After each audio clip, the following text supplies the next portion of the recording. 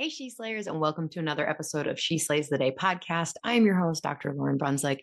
If you are watching on YouTube, you are very aware that I have a completely different background. And then when we get into the episode, it's going to be a different background. So, what you are seeing is a brand in progress. Over here on She Slays the Day, we don't keep things perfect for you. No, we show you the messy in between. So you don't have an illusion in your mind that everything has to be perfect for you to show up and do shit and be awesome. So today's episode, I've been really excited because in the last year, I've been dabbling into other healthcare professionals and really trying to understand what burns them out, what kind of problems they deal with, and shocking, you're going to be shocked here. Um, we're all kind of the same. Like, really, I think a lot of what we're experiencing isn't specific to our degree or career. It's really specific to a huge shift that we see when it comes to identity. And your identity, especially these high achieving roles, right? When you're a little kid and your parents like, what are you going to be when you grow up? Like your options are like teacher, doctor, lawyer, like, there are specific things even now that like I watch my 13-year-old going through as she's not really sure. She thinks she wants to do something with coding and robotics, but like she does not want to be put in a box. And so she feels this conflict and talks to us about how she doesn't really know what to say. And she realizes that it's more like what she wants to say is more to just appease the person asking. So I don't think that a lot of the problems that we deal with, so over here on She Slays a Day, bored, broke, burnt out, trying to keep healthcare professionals from dealing with those. And so we get to talk about a lot of different things, but really what I'm realizing is those three subjects are less a matter of our specific degree, my experience with chiropractic, and is more the shift we're seeing society take. I don't know if it's because more women are coming into the workplace and we're like, oh, hell no, I'm going to be a mom also. Like, I'm going to, like, if we're breaking things that way, I'm not really sure. I think us millennial females are curing the world. Yeah, we're also bringing our own issues with us. So never mind. Somebody's going to come handle all this stuff for us. So today I have on Dr. Christine Staten. Oh my gosh, you guys, this is so weird. I've got like a mouse over here and that controls that screen. But then like I have my laptop here and this is going to take getting used to. Okay. Oh, I feel like Candace Owens with my laptop. Half of you just tuned out. You're like, no, not here for that. Don't worry. I am not nearly as analytical or investigative as her. So today we have Dr. Christine Staten.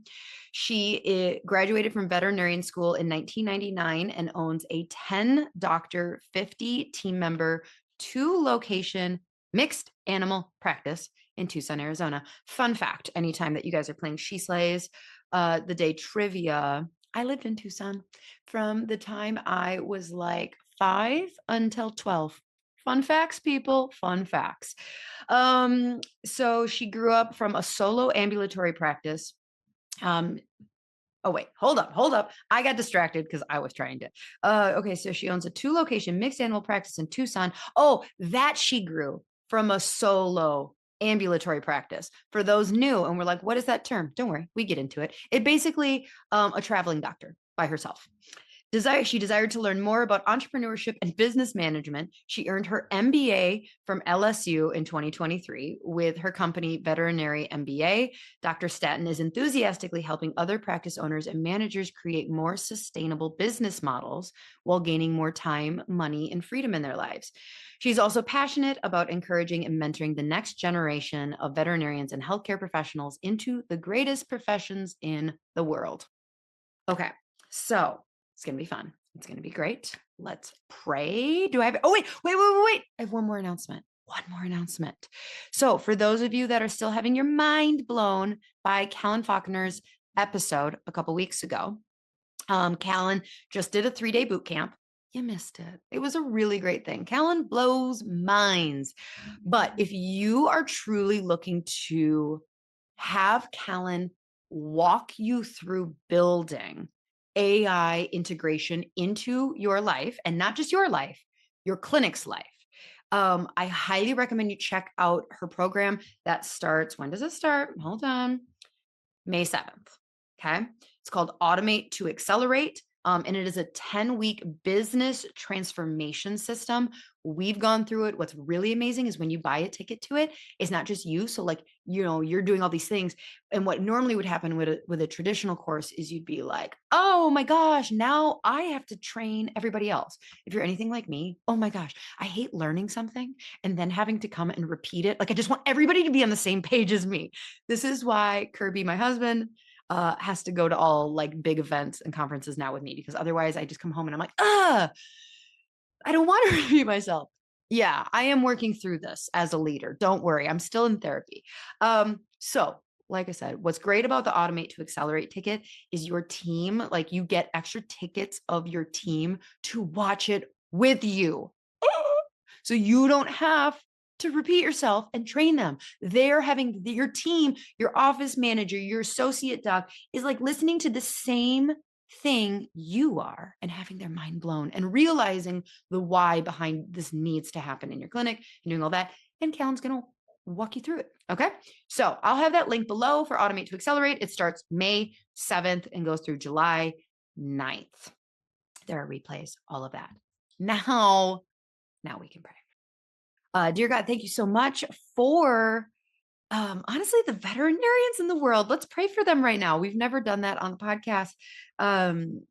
They have a real issue over there. I don't mean to throw stones, but what is going on with those poor people's mental health? Like if there is a crown of burnout, it might be given to the veterinarians. Like they unfortunately win that in the hardest way. And so, God, I welcome any new veterinarians that are coming to the She Slays the Day podcast. I hope that they find a home here. I hope that they find, they feel seen in the issues that they face as well, and that we can shed light on them. God, I hope that you shine your light on them because we love our animals. Oh my gosh, what would, like, seriously love them. And I guess that's it. That's all I got for you. Thanks. Hope you had a good Easter, God. In your name we pray. Amen. Yeah, welcome to the podcast. Like I said, we don't do things perfectly around here, and that is your permission to not need to show up. Perfect. So without further ado, here is my conversation with Dr. Christine Staten. She is the She Slays the Day equivalent on Instagram. You're going to love her. She drops so much wisdom. Enjoy. Yes, I listened to a couple of yours. I went back and listened to the one with your husband, like number 6. Oh my God, no, don't go back that far. That was so Why good. did you do that? That was so good because it was so relatable, because so many of us have our spouses that just kind of end up in our businesses, right? Yeah. And so, yeah, I listened to that one, and I listened to a recent one about taxes, the tax guy. Yeah, well, so this is the podcast, by the way, it started. It's funny because sometimes I'll be talking with a guest and like 20 minutes in, they'll be like, I just do want to let you know I have a time. And I was like, oh, this is happening. So did you just go to Barb Shreehan's mastermind? Yeah. Yes. So I'm in her mastermind. Amazing. This is so good. It's so good. Now, so do you and your husband work together? Is he a vet? No, he's not a veterinarian. He was voluntold to help me, Yes. like any good spouse, like, hey, Yep. can you help me get this practice up and going? Because you have some management experience. He worked in the utilities industry, the propane industry, and he was the manager of a propane company. So he had management experience. Mm-hmm. And I said, hey, I'm really busy. Can you just help me hire a few people? Or can you just talk to the builders? Or can you do, and then finally I was like, and we had tons of kids. And I'm like, can you just quit your job and stay home with the kids? The business? This one's going to be a big one. Right. And yeah, that was in 2004. And he's been full-time at the business, the CFO role, plus all the other stuff, the Yeah. maintenance, the facilities, we have trucks on the road. So he does more than any human should be doing in the practice. But Yeah. yeah, we try really hard to work separately, but together. How old are your kids now? Uh, 30, 27, 24, 22, 16. Oh, so okay, so you're not empty nest yet. No, I Okay. have a 16-year-old at home and I have six Yes. grandkids under 4. Oh It's my amazing. God. It's so fun. Yes. 4 of them are actually at my house right now. And I told my daughter Like, to be keep them quiet. outside. Grandma has to No, record you a gotta keep podcast. them outside. They probably think you're so cool that you're recording a podcast. They don't even know. I'm always like, oh, I gotta go do a Zoom or whatever and just keep the kids outside. Yeah, but it's wonderful. So you said he's CFO. So, okay. So I am assuming that do vets get any kind, I'm assuming all your prereqs are science in undergrad. Kind of, yes. The prereqs required to vet school. You can do any degree. You can get any bachelor's degree. And there are a few schools that accept you without a bachelor's, but the prereqs to get into vet school are different for every school, which is really unfortunate. That's You've weird, but kind of got okay. to figure out where you want to apply. And they are science-based. Yeah. And Okay. they're very different when I applied in 93 than they Right. are now. But yeah, so there's science-based classes you have to take, but you can be a dance major and get into vet school. You just need to take Really? the right Just prereq. have Yeah. the prereq. So in vet school, though, I'm assuming very little business. Yeah. So I was fortunate to go to Colorado State, and we were one of the few in the 90s that had a guy come in and talk for 6 weeks on the business side of vet med. Closer to And graduation, I'm assuming. And yes, it was third year out of 4. So fourth year, you're in clinical. So it's that okay. last year of being in the classroom. And yeah, I was on the edge of my seat, excited about it. But also you're learning tendons and muscles and everything Mm-hmm. else that it kind of gets lost. Yeah. It's almost a rough place to put it because you're just trying to get through it, right? Well, the analogy I always make, because like we had a little bit, we had like technically in our final trimester system, we had a business course where I think we even had to like put together a like sample business plan for a bank, which I had to do without Chat GPT, by the way, Right, same. everybody. I had to do it Like, without the internet. oh my God. Like, so it's like, yeah, I don't know how that happened. But anyway, so, but the analogy I always make is it's like you are telling someone how to crochet and you're putting up a slide deck and like, and then you're going to do this, but they don't have the needle and yarn or whatever it's called in front of them yet. Love it. So then, like, 2 years later, or 6 months later, or 6 years later, they're like, oh, yeah, yeah, yeah. Somebody told me how to crochet once. And you don't have, because when you're like in class, they're like, any questions? And you're like, no, Right. I no, like love you're not it. asking like how do you get over the issue of raising your prices? Like you're not asked like how do you charge for your services when it doesn't really cost you to deliver this good? Like you're not asking any questions because you don't freaking know what to ask. And so then once Absolutely. you're actually in business, you're like, and I don't even think that most people realize they don't know what they're doing in business for a couple of years. Would you agree? For sure. I think that veterinarians specifically, I don't know about the other medical industries, but we're historically horrible business owners because like chiropractors, like dentists, we're also the earners, right? We're the Mm-hmm. revenue generators. So we have to still do our job to generate the revenue, at Mm-hmm. least at the beginning. And so the business is kind of burdensome and in our way. And, between rooms, as we're running into one room and out of the next room, we're having to make a business decision and it becomes something that we resent. But it Mm-hmm. takes a couple of years to resent it, I It does think. take a couple years to resent it. Yeah, because you're just so excited that people are actually coming. Right. But yeah. So when you are, is it standard or like what's the vibe as far as graduation, as far as starting your own versus working for someone? Do most people Well, most people are going to work for somebody for a while. okay. Yeah.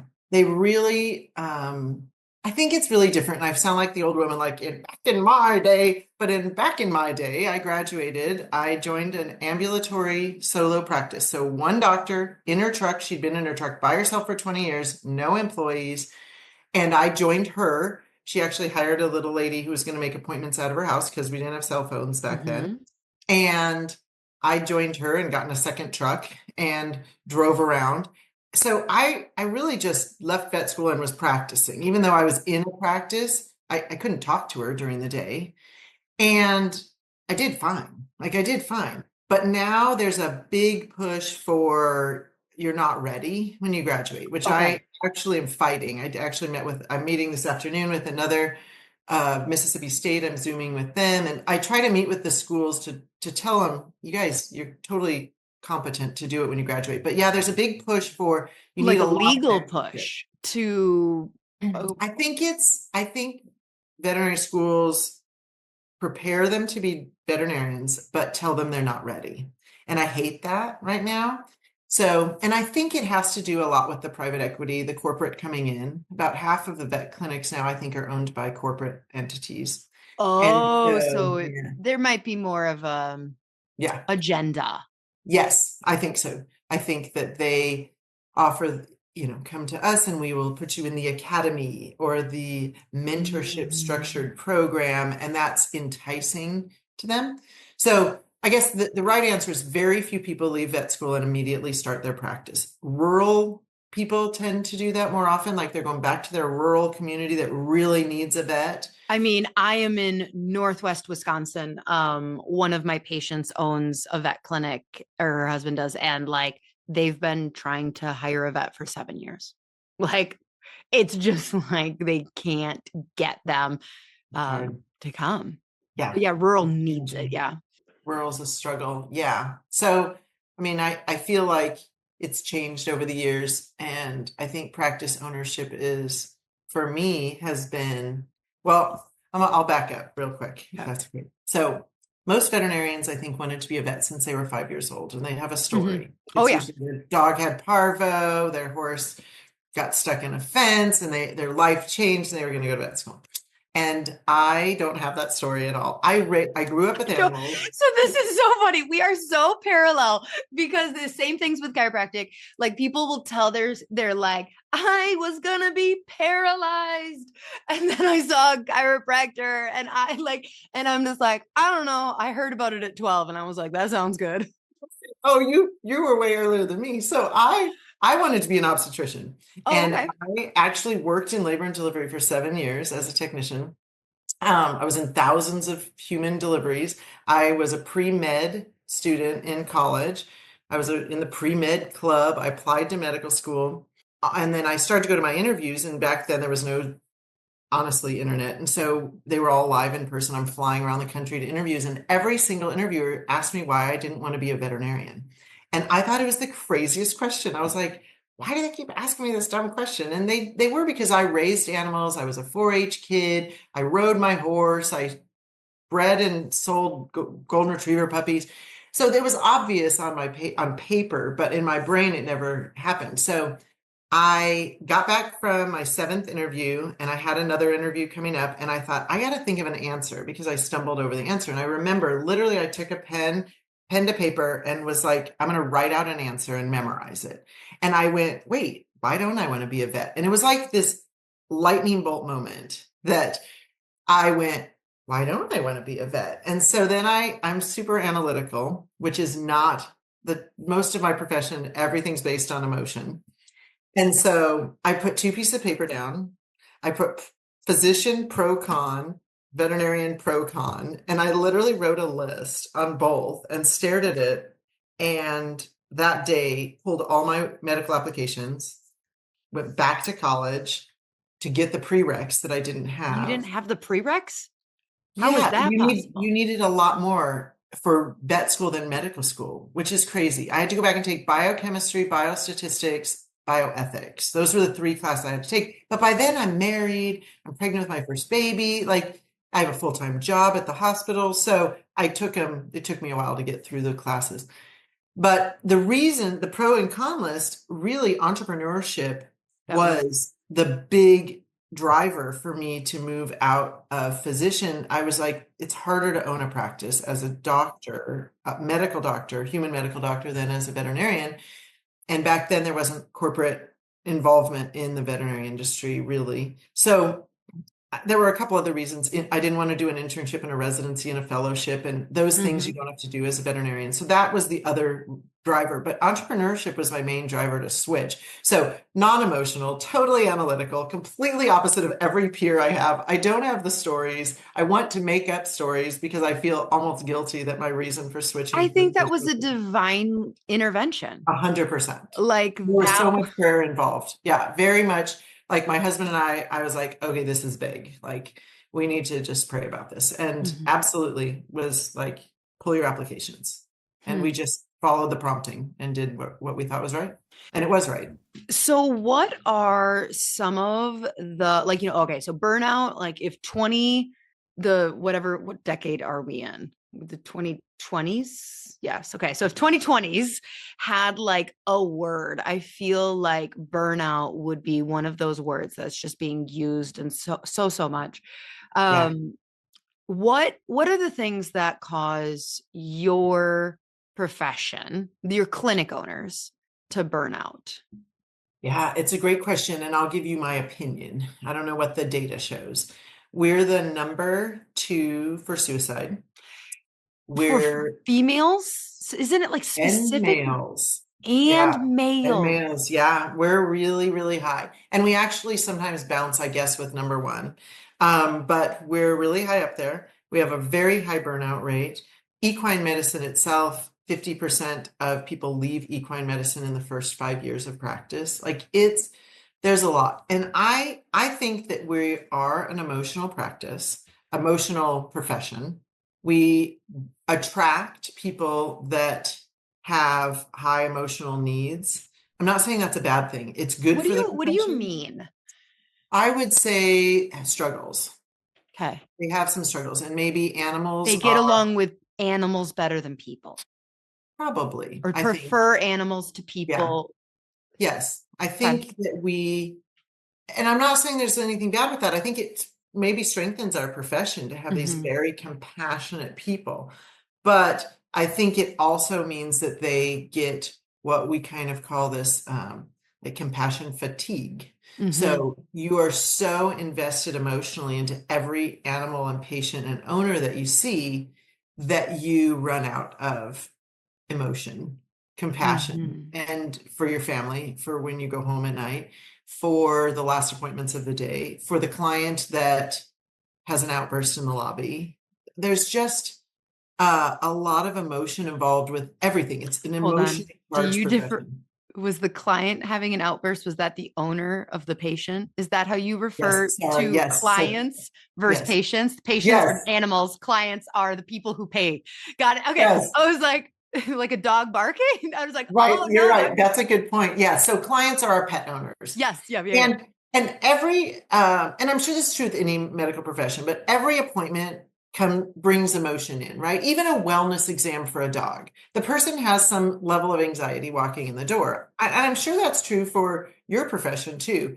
But there's also big conversations to be had. There's big, we've got euthanasia end of life decisions to be made. We've got they bring it in for a little lump and we have to tell them this is cancer and this is really bad. So Mhm. there's a lot of that happening. And then you have to jump out of that room and in with a cute puppy and be a totally different emotional person in that Mhm. room with the puppy owner than you were in the room telling somebody that their animal has cancer that isn't surgically resectable, right? So I think we call it, our profession has named it compassion fatigue.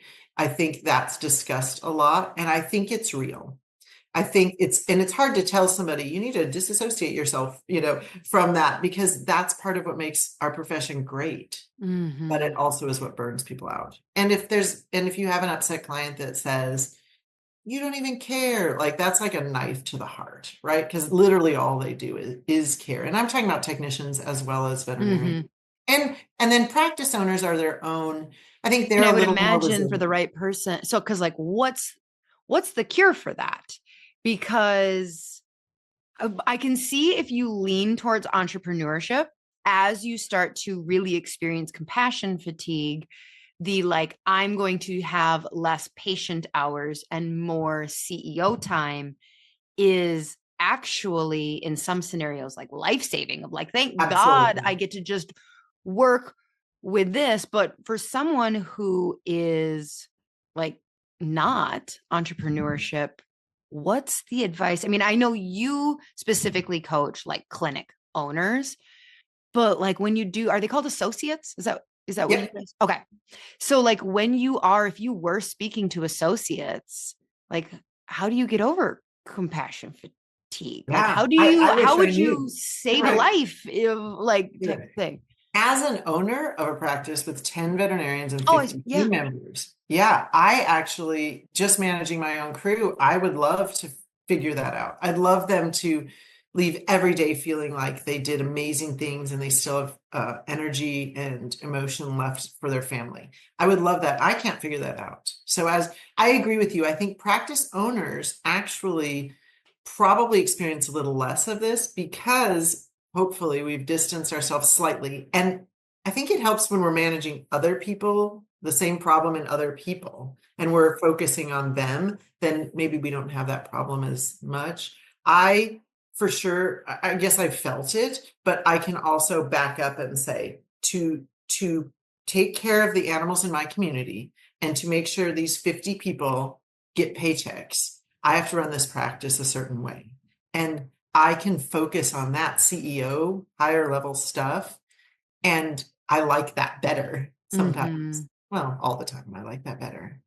Really. I Yeah. mean, I love patient care still. I love my owners. I love patient care, but I can disassociate myself because I can't let one upset client or one really emotional case derail me because Right. there's too much pressure on me to make sure everything's running okay. Right. Yeah. I feel like I can resonate with that on some level where, all like I started the practice. It's all about patient care, but because you're growing the practice and you're marketing, but then you're also having to run it. And so then you burn out, you start to resent it a little bit. And I do not think that we really talk openly enough about this. That like you start to resent this career that you were called to. So I think that chiropractor, I don't know about dentists. I don't know. We won't speak for them and eye Yeah. doctors, but I Yeah. feel like vets and chiros, like probably one of the number one things they have in common is that like there is this calling feeling for a lot of them of like because like you don't go into chiro to get rich, that's for sure Right. as hell not, so it's like you go into this because you are so obsessed with caring for that patient that you're going to care for. And Yeah. then all of a sudden, when you're starting to feel this like tug or like resentment, yeah, against it, you feel all this shame and like, what's wrong with me? Do I not have what it takes? And you feel really guilty about that. But I think it's pretty normal. Like Yeah. I would guess that most people feel it. Yeah. I think that's very accurate. I think I feel that less the longer I've done it Mhm. because I can really see that big picture of this Well, is a you have community that do diversity now. everything. Yeah. So like I feel like that's what helped. Like I went through, I don't even know what years or how many years or whatever, but like now I had an opportunity last week to go from 4 like shifts, so like 1 full day and 2 half days of clinic care, down to 3. And I was like, nah, like I'll keep it. I'm getting there. I bet within a year and a half, I'll probably only go down to 2 half days or whatever. But like, it's so easy now. Now it's like, oh, this is the easy part. Like, Yeah. like I've been at my computer and Sure. Canva and running a, C-suite meeting and looking at a spreadsheet. And then I'm like, oh, good. It's 3 o'clock. I got 2 hours to just go like hang with people, laugh, Right. do this. But there's Yes. like a full circle that has Yes. to come there. Right. And you have to have that time. I think the vet practice owners that I work with don't have CEO time. They have not carved that out. And so for them, the business is just an annoyance. And when you carve that CEO time out, I agree. I feel like I like my practice better, but I also like patient care better. Mm-hmm. Like all of it comes, yes, I love all the things. It all makes a lot of sense. I think that the hardest part a lot of times is carving that time out and making and having a CEO realize that they really shouldn't be doing all the administrative stuff. All the stuff that annoys them is stuff they shouldn't So be they don't want to doing. hire. They don't know when is right. In fact, I just wrote yesterday, new master class, how to hire your first manager. Like I'm gonna do that Mm. because I think that's what I keep running into is that they hire somebody but then micromanage them. And I don't think micromanaging is Mm-hmm. that. Like I think it's my business. I need to stay on top of it. I don't like that word, but when you pass something off, you should be checking to make sure it keeps getting done, and you should be Mm-hmm. checking in on them. Or am I providing what you need? Are we doing it the way that aligns with our values and vision and mission? And but they either pass it off but don't really pass it off because they're overly following up, or they just don't know when or how to pass it off. They don't trust anybody. You know, they're trying to make decisions about which chair to buy. My this is a great example, because I made all the mistakes too, and Yep. That's some why of we those coach people. mistakes. Yeah. Right. Some of them helped me grow. Most of them did. But I do think I would have liked a playbook. Like I would have liked to avoid some of those potholes. And I think there's some easy ways to avoid some of those potholes. You don't have to go through everything to make a mistake. I wouldn't change my story, but I would like to help others. I'd like to make it a little easier for others. So that's kind of what I'm doing. But my story that I love to tell is my receptionist really early on, probably year two, I realized that I needed to get them different, whatever shirt. I wanted them to all match in the front. And I wasn't sure exactly what, but I went ahead and, went on Land's End, looked through them all, got some samples, my own, not talking to them, picked the one I wanted, immediately presented it to them, was like, this is what we're buying. Do your own measurements. Tell me what size you need. And they came back with the Land's End catalog and with tags. Like they had spent time going, we kind of like these or in this or that or this color. And I was like, what? This is my practice. Like in my brain, I was like, how bold would they be to do this? And so I dug my heels in. I was like, no, I asked you to give me sizes, not colors and different varieties. And I dug my heels in and I got the one I wanted, and they were uncomfortable and they didn't fit every body style well. And I ignored that. Wouldn't accept that that was a reality. And they wore those for years. And then contrast that with how I am now. 2 years ago, they came to me and said, we would love new chairs. And I said, perfect. Here's the credit card. You guys, here's my only two rules. You all have to agree and they have to match. I don't care. Get whatever you want. And that to me is my perfect personal example of my growth as a leader, Mm-hmm. because the chairs they bought, they will never complain about because they bought them. They spent weekends running around stores, having a blast together, trying out chairs. The chairs they bought were significantly cheaper than I would have ever bought, because I would have felt like, So oh, you I didn't need even give them a budget. no budget. And they bought chairs that were probably half the price of what I would have spent, which I would have felt bad if I bought chairs at that price. And I don't remember the price point, but I think that growth as a leader, I wish I would have attained that a whole lot earlier in my practice. So That's how do you bring that out of someone?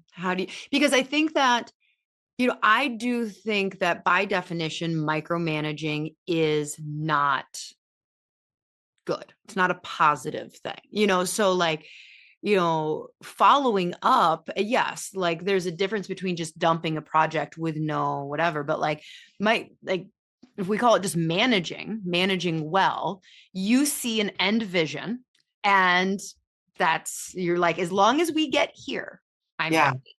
Micromanaging is saying just the end vision, but you have an Yeah. exact mental picture of how you get there.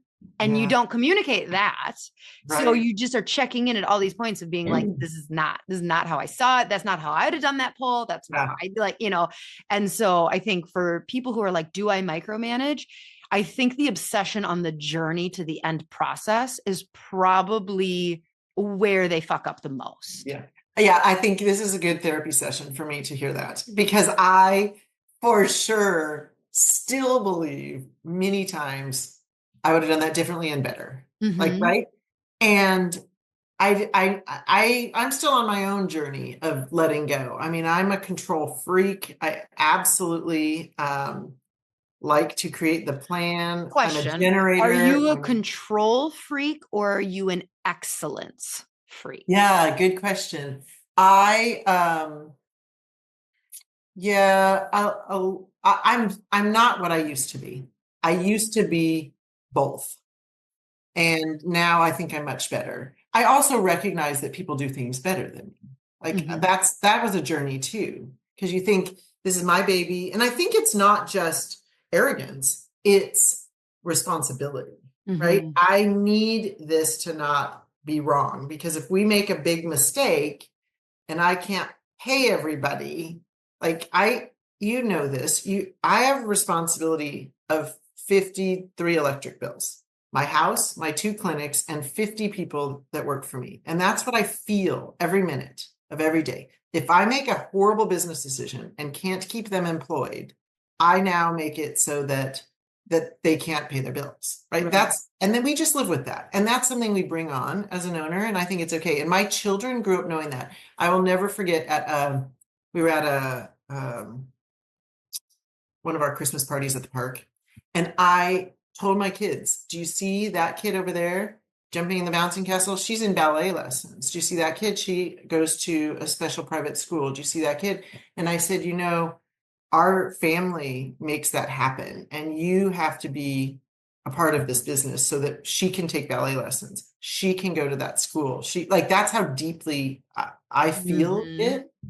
And so I do want everything to go well. And I think because of that responsibility, not the arrogance that I'm better at it, I feel like I need to check on things probably more than I need to. But I'm really good at delegating and outsourcing. Like there's days, I mean, I'll go away for 10 days and not have to check in with the clinic. They can run fully without At this me point, right. at this point. Yeah, but it's a big journey to let that go. And I don't feel like for me, it was a big arrogance. I know the right way. It was, I've thought this through way more than you have. Yeah. This can't mess up. Like if we mess this up, the repercussions, the ripple effect is bigger. I can't take care of the animals in my community. Well, sometimes I think that like sometimes so I was coaching a chiro in my program a couple weeks ago, and she was talking about how she tried, because we talk about delegation, like because like the biggest thing that my program tries to bring to these clinic owners is more freedom. Okay. So, like, we have to go through profitability, because obviously you need to be able to afford to hire another doc, because they're the ones who make the money for a clinic. But then also like delegation.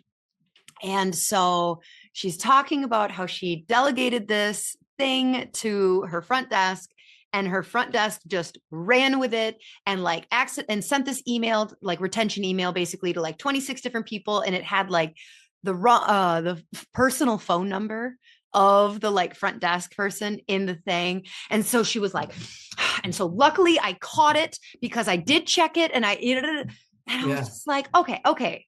But honestly, can we just, what would have happened? Like, right, what would have happened? right, Like, your front desk would have had to send an oops email.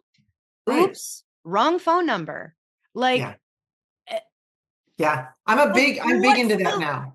like, I go through and say, what's the worst case scenario? And the worst case scenario is not that my entire practice implodes and no. everyone loses their job, right? In most cases, a lot of the worst case scenarios are a financial hit, so we keep an emergency fund, right? I'm a big so as a veterinarian running the practice, and it's one practice in 2 locations next door to each other. But most of my worst case scenarios now, when I go, okay, what's the worst case scenario, are just not as bad as you'd think. So my other side of my business, so when I hit, let's see, about 5, 6 years ago, I have chronic pain in my neck and back from working on horses a lot and not taking care of my body.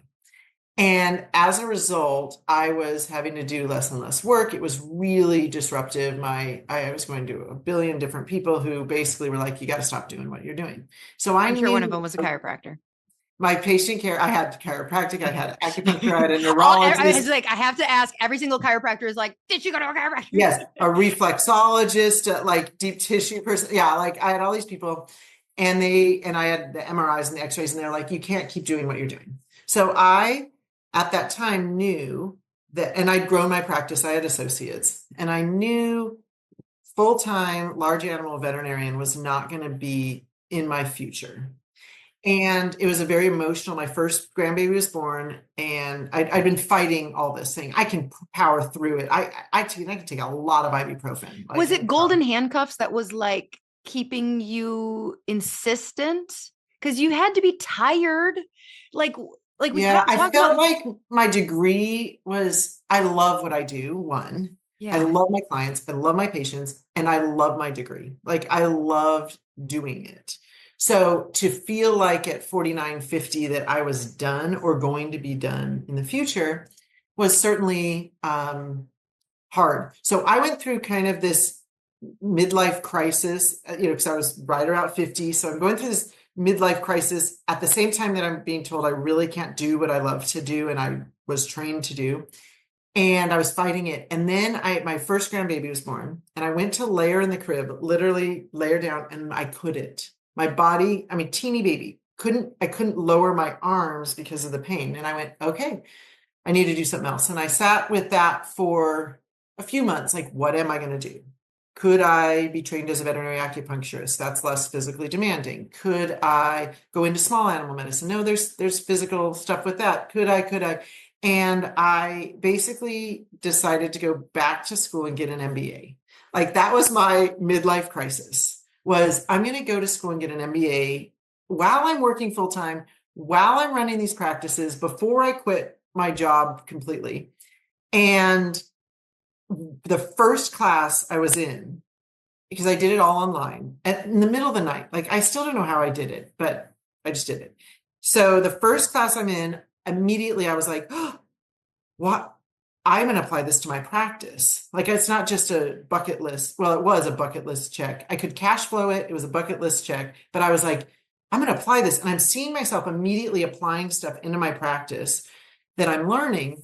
And then I thought other practice owners need to know this, but they don't need to do this. They don't need to write papers at 3 a.m. like I was. So I was taking each class and kind of making a Cliff Notes version, which then later I realized, how do I tell people all this stuff? And that's when I created my consulting business, which is Veterinary MBA. And I wanted it to be passive. So I created master classes and workshops that really are infusing my experience with what I've learned over the years with what I'm learning in the MBA program. Mm-hmm. So I had this midlife crisis. I quit practice slowly. And I currently do not have patient care on my schedule on a regular basis. Like I do a few things. If somebody calls in sick, I'll take their whole schedule for the day. If I live on site, which is nice. So they'll call and say, hey, I'm at an emergency. I can't get back for this. Can you see this appointment? 100% I'll go see this appointment. So I see patients. I'm physically in my practices a lot, but I don't see patients anymore. So I needed something that filled me as much as patient care. And what filled me was corporate medicine. It's not evil, but it is taking over our industry. And if it takes it over completely, it will be not good for patients. Can you say more? Like, I promise not to get all like Chiro weird. Yeah. Like, so what does corporate medicine mean in the veterinarian world? Yeah. So again, I don't think they're evil. In fact, I've learned a lot from watching them because they've disrupted our industry in sometimes a positive way. So what happens is, private equity buys clinics and went through the last 5 years there. I will probably get 3 to 5, well, more than that this week, inquiries to purchase my practice from private equity. So Wow. corporate entities will come in and say, we'll buy your practice, and they pay you way more than any private person could ever pay you. So they outprice it. And as somebody with their exit strategy, you don't, there's no option really. You're like, take this much money from this person or sell it to my associate for this much money. Like, Right. even if you're not selfish, it's just a dumb financial decision. So there's two kinds. One comes in, they're big, and they change the sign. They're like, we are now this practice. The other is much more prevalent, and they're the ones that come in. The consumer has no idea that it was bought out. The website doesn't change. The people don't change because they're locked in with the contract. And it's owned by corporate, but forward facing, client facing, hasn't changed at all. And there's not a lot bad with it unless it takes over the whole industry. And we're at about 50% right now. So it's doing a lot. And they're different than my business. I have to focus on cash flow. They are Mars, right? Mm-hmm. Mars owns more veterinary clinics than anyone else, a candy place. So it's affected, it's different. There's good reasons to work at those places. There's great reasons to take your animals there. And then there's other reasons that it's better to go to a private practice. So what my passion became is, a lot of private practice owners are burnt out. They're getting offers. Is there a way they can just stay private practice owners? Can I help them find freedom and flexibility in their life? Can I help them find the financial rewards? Can I help them love what they're doing? And so anyway, that's where veterinary MBA came out of. And What would be the end goal of like, I'm just too in the like human conspiracy theory. Like, so what's the big deal? Like, yeah, if like two companies own all veterinary clinics, basically, like what's like the thing? What's yeah, I don't know. I really wish that, I mean, there's a lot of people out there that have because all it's happening in dental too, yeah, it is. There's a lot of people out there that which are I'm not could tell butthurt that you, nobody wants to buy our chiropractic clinics, but whatever, it's fine. yeah. It's fine. I Yeah. would sell. I think that there's a lot of people that will have a list of things that can tell you this Right. is what's Like wrong with it. what are the conspiracy theorists saying? But That's what I want. I want the tea. I'm gonna say that how they're managed on the inside of the building, and I may be really overstepping reality here, but this is my perception. They tend to have less local management at the Mm-hmm. level. So there's less oversight Mm-hmm. potentially of a lot of things that happen. There's more maybe cookie cutter medicine, less thought processes. Like, if a dog comes in with an ear infection, this is how you treat it. Not, okay, Mm-hmm. I'm going to treat this a little differently than So this. kind of like what we've seen with like when I hear, I mean, I was born in 86. Like, so when I hear about like what the family doctor, medical doctor used to be like in the 50s, where, how they would talk about illness and how they would talk about the, like, whatever, like when you just hear it, I Sure. don't even know if it's true. I wasn't around, but Yeah, like, you get the impression that the autonomy and there's the thought word. critical thinking has been forcibly removed from the curriculum then. So it's like, I think like, because what would have happened is it had to be removed from the curriculum, because if you can't teach them to think by themselves, if we know that, well, we don't want them to go against what we think is best for the patient when they practice. So, like, let's just stop talking about Sure. that. So, I Yeah. would imagine I that's mean, kind that's of my what the fear. worst case scenario Yeah, is. so that's my fear. It's Is not that a just, reality? I don't know. I mean, I've talked to people that have worked at them. I've talked to people who have some autonomy at places. I've talked to other well, they people would who still don't. now. They would still now, Mhm. Right. Because it's because not an these types of authority. things, like within Yeah. medicine, like Right. it didn't happen in a single Sure. decade, even. Well, and then the big companies that own these massive amounts of practices around the country are also now going to own the pharmacy, and they're going to own the lab, and they're going to own, and they are, and they're going to own things that now, right. This So, is the people, there's people not having kids anymore.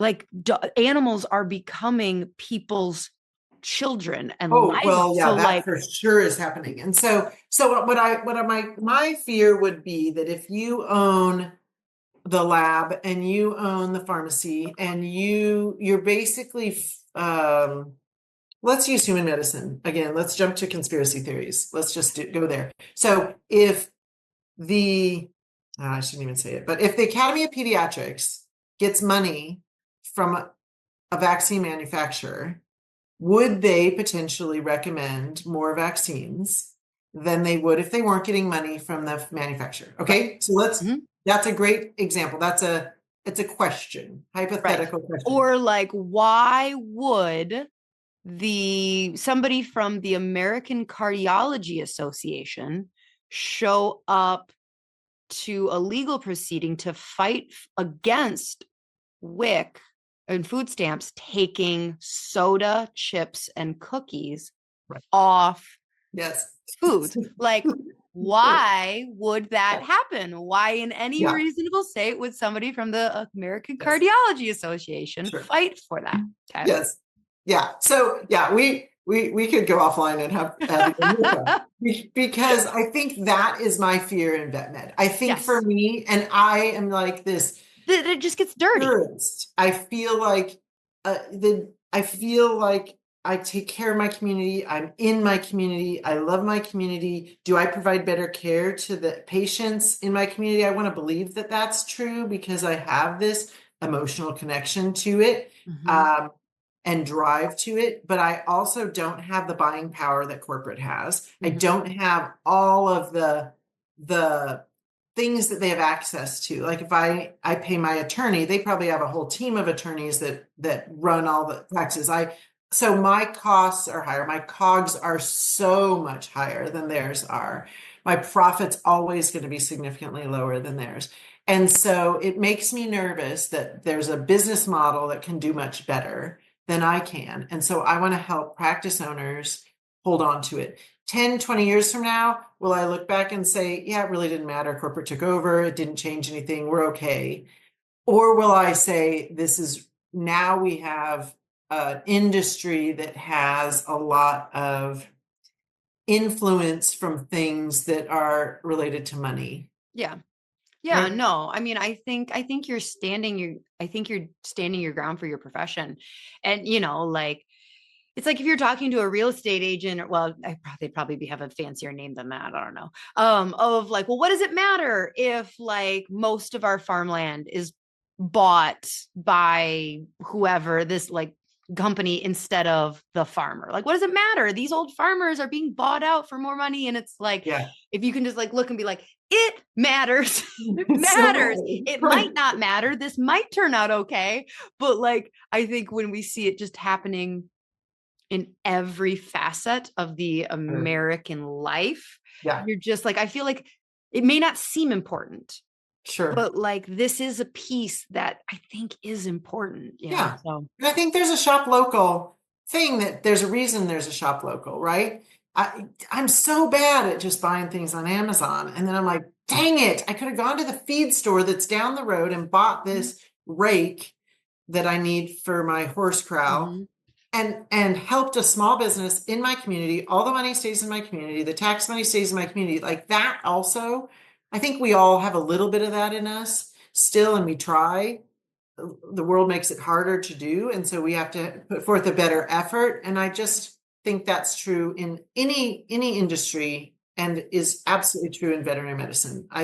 We tout family owned and run, local business. I grew up here. My family's pictures plastered all over the website, which is also a tax deduction, right? So that we could fit family pictures every year. But it's a reality that I think people look for that. Now, in our industry right now, people can't see it. In fact, I was on that. Are you in Texas? I'm in Arizona. Oh, okay. Yeah. So, and I've lived here my whole life. But on the neighborhood apps that are out there, somebody was saying like, what vet clinic do you go to? And I should never get on it. I don't even have the app on my phone anymore because it's so bad. It makes me crazy. But I did see somebody put, I only go to local businesses. And so I go to this veterinary practice because they're locally owned. And I know it's corporate owned. Like I know that because I Mm, know it got bought out. But the person talking about it has no idea. So I also think that's a little slimy. And it makes me also feel like corporate knows that there's value in that. Because if yes, not, they'd plaster their name on the front. So I think there's absolutely. still a consumer desire that I'd like to continue to fill that need. Well, I am sure that you were like, wow, I did not think we were going to talk about this. But here's the thing is I told you that like a majority of the audience is chiropractors. And I feel like sometimes each profession has their own little like pity party about like this. Yeah. And like Yes. we have a lot of pity parties over in the chiropractic profession. And so I did really enjoy hearing your perspective on this. It's just fascinating to hear, a lot of the likenesses, but the unique struggles. And so I thank you. Thank you for coming on and sharing this. Thank But you you so much for do, inviting I me. This cannot is believe, okay. really, Do you know what the Enneagram is? I'm an 8.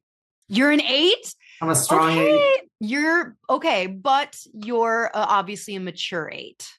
Because I was like, is she a 5? Is she a 6? Because I was like, well, she was called the vets because I wonder if a lot of vets are like 4s. So you're an 8. Okay. Yeah, I don't work around a lot of 8s, but the 8s are the practice. A lot of the 8s turn into practice owners. It's Interesting. funny. We have our little 8 group that we talk about. Yeah, and I don't know how much I buy into the I don't know what it's Human called. design. Yes, but I'm a generator. Okay. And again, I don't know. It's odd. It's weird. But I was in a mastermind group that had us do it and had us have like somebody told us about it. We had a Yeah. meeting, and it was terrifyingly spot on. Which I don't know. I don't know if I want to. I buy the qualities. I love all the personality tests. I love Hmm. them. I I took a can't remember if whole. my husband's a generator or a projector. So I'm an Enneagram 3, so I really only care about me. So I'm like, I don't know. I don't know what he is. He's not me. I'm a manifesting generator. And I'm You like, are. yeah, I want to be a manifesting generator. we're cool. I know. We, but we're the ones who like become like alcoholics and like whatever because like our burnout is so bad. Yeah, yeah. I was talking to one of so I'm much more team Enneagram than I am human design, but Yes, like, me too. I was talking to a colleague who's really into human design. And I was like, okay, how do I know when? Because like you guys are told when you're supposed to take breaks and stuff. Like it's like very in like your energy reserves Oh, of like you do a project and then interesting. I don't know. And I was like, what about a Manny Jenny? Am I because what it was is I had tried scheduling. I my Q1 was insane. My fall was going to be insane. So I tried scheduling a summer of like, I'm not going to do any projects. I'm going to rest. I'm going to refuel. Sure, sure. And so I'm talking to her in like July. And she's like, how's that going for you? I was like, terrible. I took on Horrible. 4 high-end coaching clients because I was bored. I have Sure. this, and that. I don't feel like I'm actually resting because I'm just feeling constant guilt of like, I should be doing something. No, you're Yeah, supposed to be resting. And she's like, Manny right. Jennies are not supposed, we're not designed to have timed like rest periods. So like I if a think I'm a Manny Jenny. I think that mine's wrong because I feel that way too. So I think if this line, I know people listening can't see, but if there's a line that's nervous breakdown, yeah, my perfect sweet spot is right below it. Like right. I am so happy in chaos, Oh my God. in Yes. crazy, I in will be like this. no, And yes. my husband's like, you don't seem happy. I'm like, I am happy. This And he's is like, where I'm this is happy. happy. And I'm like, yes, I Right. am happy.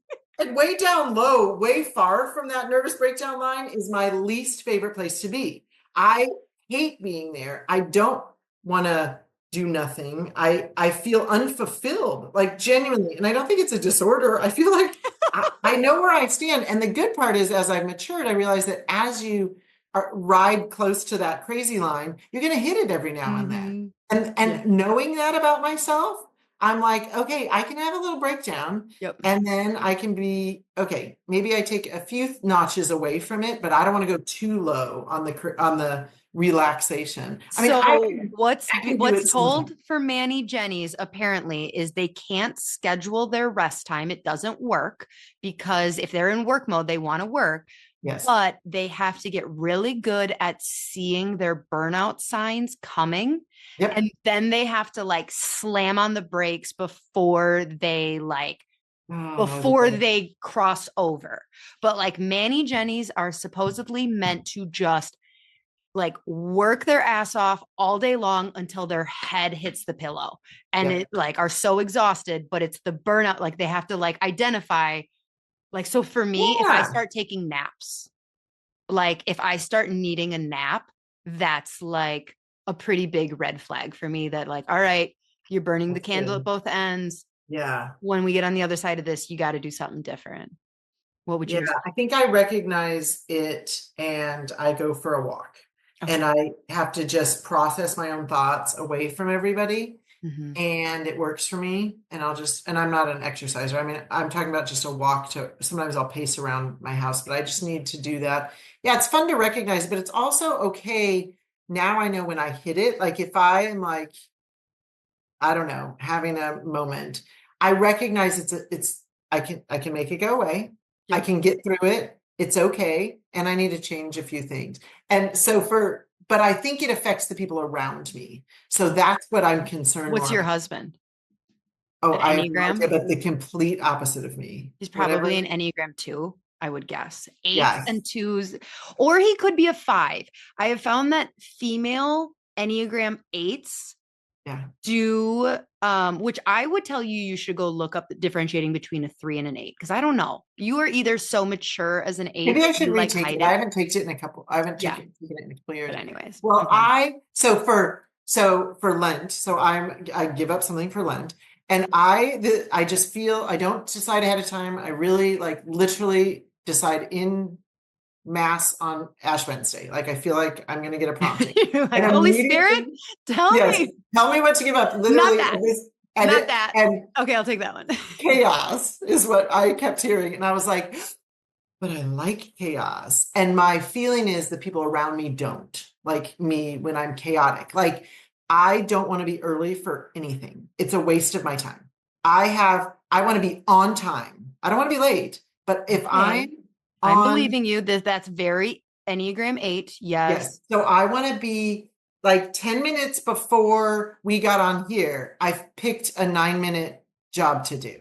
Like I don't know what I would have done for those 10 minutes. So I would never have gotten on here 10 minutes early because I could do a 9-minute job or even a 10-minute job. I'm the same way with like gasoline. Like I let my tank till the light comes on because why would I waste so much time going to the gas station when it's a half a tank? Like in my year, I go to the gas station way less. That's wasted time. And I think it's a skill. My husband disagrees completely.